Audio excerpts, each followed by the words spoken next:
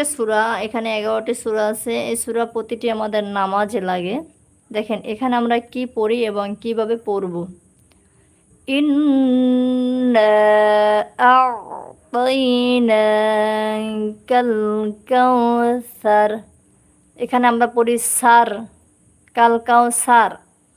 এখানে কিন্তু সার হবে না, সার যদি পড়ি তাহলে কিন্তু সিন আসবে। সিন যে বড় সা, সা পড়ব রয়ের সাথে সার। এখানে আমরা কি পড়ব, জিব্বার আগা থেকে নরমভাবে আদায় করব। সা, কেমন, সা, সার, সার। আমরা যদি কই সার, তাহলে কিন্তু সা অক্ষর বাদ দিয়ে আমরা শিন অক্ষর বসাবো। তাহলে আমাদের কি গুনাহ হবে না? আমরা কোরআন পড়ি সওয়াবের আশায়। এখানে যদি আমরা নামাজে দাঁড়িয়ে যদি এই সূরাগুলো ভুল করি, তাহলে কি আমাদের নামাজ সঠিক হবে? নামাজে দাঁড়ানোর পর তো আমাদের এই সূরাগুলো লাগে, তাই না? এই সূরাগুলো যদি আমরা ভুল পড়ি, তাহলে কি আমাদের নামাজ সহি হবে? নামাজ হবে? দেখেন